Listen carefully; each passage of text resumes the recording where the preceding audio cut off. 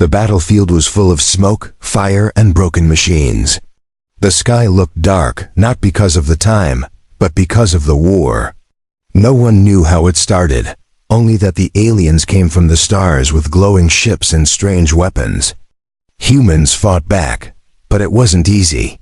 Jace was a communication tech. He didn't hold a rifle like the others. He worked with signals, radios, and translation software. He was not a hero. Not yet. His team had set up camp near the edge of a ruined colony. It was once a peaceful research station. Now it was nothing but ash and twisted metal. Jace was fixing a damaged signal tower when his scanner picked up a strange frequency, soft, repeating pulses. Not like any alien code they had heard before. He followed the signal into a half-collapsed building. The halls were silent, except for his own breathing. And then he saw her. She wasn't like the warriors they had fought. Her armor was thin and painted with flowers. Her eyes were wide, bright silver, and full of fear. She was hiding, not attacking. Her hands were shaking. She wasn't holding a weapon. Jace raised his hands, showing peace. "Easy, I'm not going to hurt you." She blinked, confused by the translator in his voice. He smiled and, half as a joke, said softly, "Hey, little Starlight." Her eyes widened. Her cheeks turned a soft shade of blue, a blush. Then, with a nervous voice, she answered back in his language, "Okay." "Hello, boy." He froze. She had used a pet name too. For him, they stared at each other for a second. Then both laughed, unsure why. Maybe it was the tension. Maybe the war had taken too much.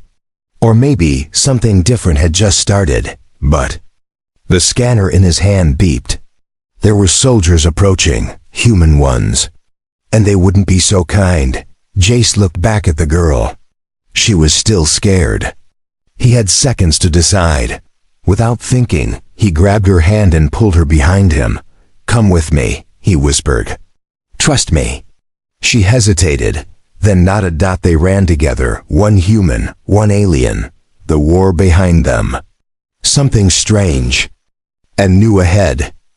Jace pulled her through the broken streets, staying close to the shadows. His heart was beating fast. Not just from running, but from fear. If the soldiers saw them together, they might shoot first and ask questions later. The alien girl followed him without saying a word. She trusted him now, and that scared him more than anything. He didn't even know her name. They stopped behind a crashed shuttle. Jace peeked over the edge.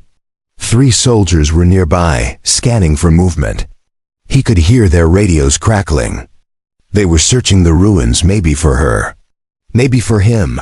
He turned back to her. "Do you have a name?" She tilted her head, trying to understand.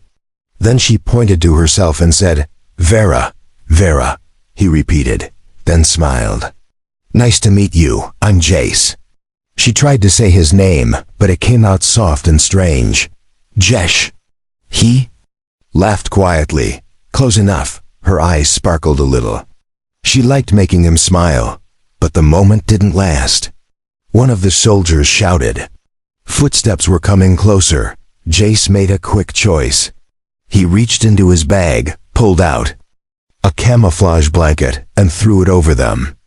They pressed close under it, silent, breathing slow. He could feel her heartbeat against his chest. She was trembling, but she didn't move away.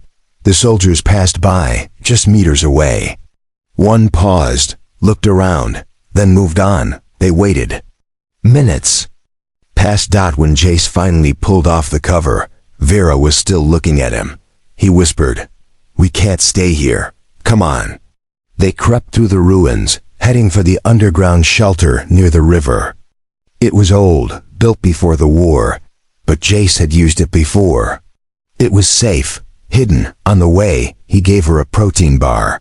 She sniffed it, then took a bite. Her face twisted, and she made a tiny noise. Jace laughed again. "Yeah, it's terrible. But..." She ate the rest. Slowly. Finally, they reached the entrance to the shelter. Jace opened the metal hatch, climbed down, then helped her in. Inside was cold, dark, and small but safe. She sat down and looked at him. Her voice was soft. "Why help me?" He paused, then said, "Because you didn't shoot me. Because you laughed. Because I think you're not like the others." Vera nodded, then asked, "We friends?" Jace smiled. "Yeah, friends." Then she looked down shyly. "Glow boy," he chuckled. Starlight. They shared a quiet moment. The world above was broken, but here, deep underground, something new had started. And neither of them knew where it would lead. The shelter was quiet. Only the sound of dripping water and their breathing filled the space. Jace used his flashlight to check the room. There were old supplies, blankets, and even a broken monitor on the wall. It wasn't much, but it was enough for now. Vera sat, cross-legged on the floor, holding a can of water like it was something strange.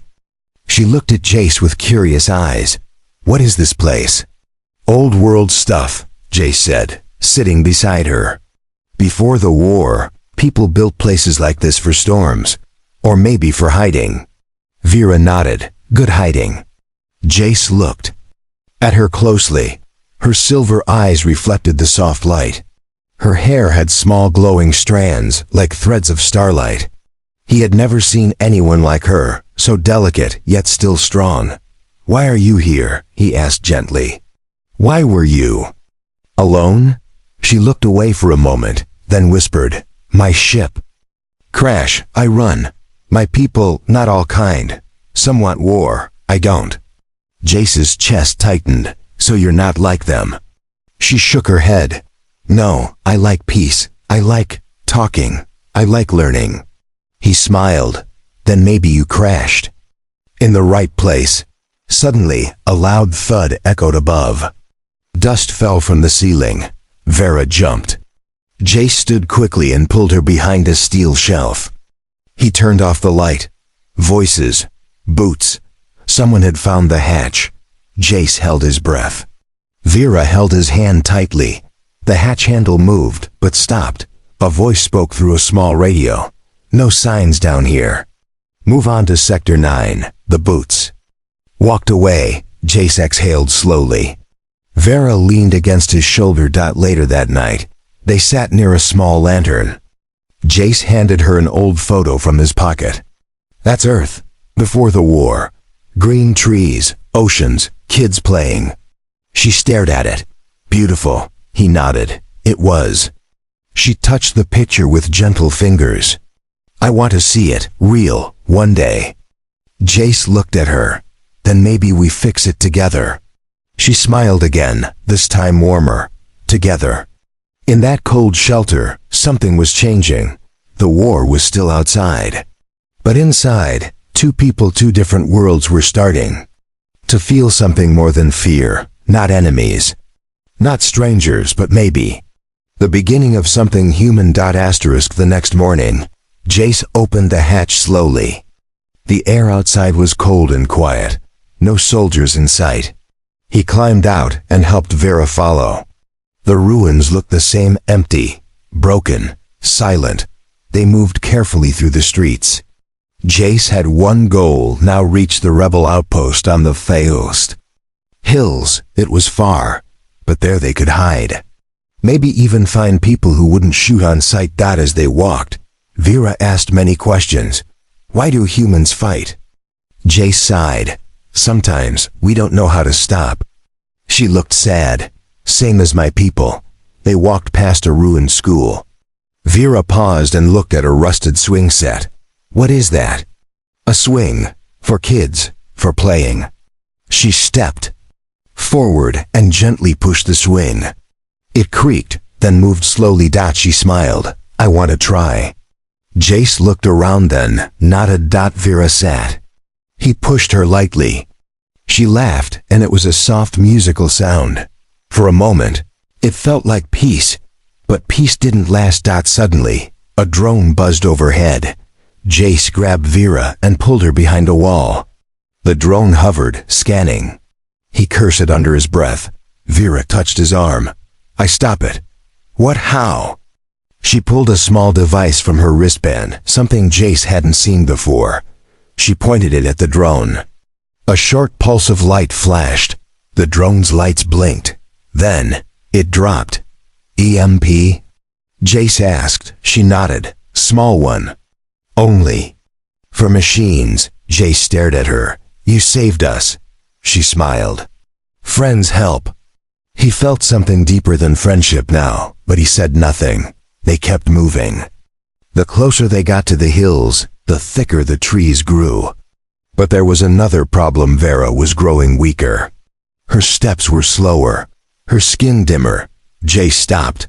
What's wrong? She touched her side. Small wound. From crash. It's getting worse. Jace helped her sit. He checked her wound. There was blue liquid, her blood. He wrapped it quickly. She whispered, I need light from my world. Our cells weaken here. Jace nodded. Then we move fast. He lifted her into his arms. She was light, fragile, but she didn't protest. She rested her head against his chest. Glow boy. He smiled, even though his eyes were wet. Hold on, Starlight. The war didn't stop for them. But they didn't stop either, because something stronger than fear was pushing them forward now. Asterisk. Jace carried Vera through the forest. The wind howled through the trees, but he didn't stop. Her breathing was slower now. Her glow was fading. He looked at her, face pale, tired, but still trusting him. The rebel outpost was close. He remembered. The hidden path and old tunnel used before the main roads were destroyed. If he could just reach it in time, they might survive. Behind them, the drone signal had returned. Jace knew others might come. Maybe alien scouts, maybe human soldiers. Neither would be safe for Vera. They reached the tunnel entrance, covered by roots and old stone. Jace placed Vera down gently and pulled the cover open. The tunnel was dark but dry. Vera opened her eyes weakly. You still carry me? He smiled. All the way. He helped her down the ladder and then followed. The tunnel smelled like earth and oil. It was quiet, except for the distant thumps of war above. As they walked, Vera leaned against him. Why, you helped me so much? Jace looked ahead. Because you're not just alien to me anymore. You're you. And I care. She blinked slowly. I feel warm inside, like light returning. They reached the final door. Jace knocked with a special code. Seconds later it opened. A woman with short hair and a laser rifle stepped out. Jace, we thought you were dead. Jace held up his hand. I need help. She's not an enemy. Please, she saved me. The woman looked at Vera, confused and cautious. She's one of them. No, Jace said firmly. She's with me. Long pause. Finally the woman stepped aside. Inside, quickly. They brought Vera to the medical area. The doctor scanned her, confused by her biology, but tried to help. Lights, heat, and energy panels were brought in. Slowly, Vera's glow began to return. She opened her eyes and saw Jace by her side. Thank you. She whispered. He smiled. Told you I'd get you there. The rebels weren't sure what to make of her, but they saw she wasn't a threat. She didn't speak with anger. She didn't move like a soldier. She only looked at Jace. That night under warm lights and inside a safe place, Vera sat beside him. She reached out and gently touched his face. I gave you name, Glow Boy. But you gave me home. Jace took her hand. We both needed something. Maybe we found it in each other. She leaned her head on his shoulder. The war was still out there, but in this quiet moment, they had peace. Not as soldier and alien, but as something more. Days passed. Vera's strength slowly returned. The rebels watched her carefully, but no one harmed her. She helped fix broken panels, shared knowledge about alien tech, and even saved a rebel child once with her scanner. People began to trust her, some silently, others with nods. But the war outside didn't stop. The alien army pushed harder. Humans pushed back harder. The piece Jace and Vera had found was small and fragile. One night, news arrived. A large alien command ship was heading straight for the valley. It would wipe out the outpost. The rebels had no chance to fight it head-on. Jace stood with the leaders arguing. There must be a way. We can't just run. We've got civilians here. Vera stepped forward. There is one way. Everyone turned to her. I can call the ship. I know the signal. If I send it from the top tower, they will stop for a moment. They will think it's their own leader. Jace's face turned pale.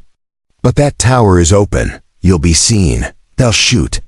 She looked at him. Maybe, but if I don't, all of you die. He shook his head. No, I just found you. I'm not losing you now. Vera stepped closer. Her voice was soft.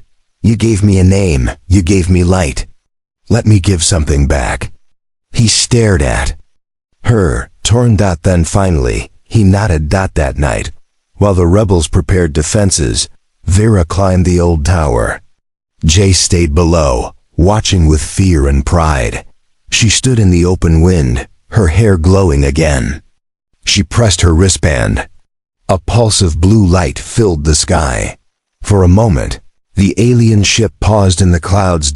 Then came the attack, fired not at the base, but at the tower.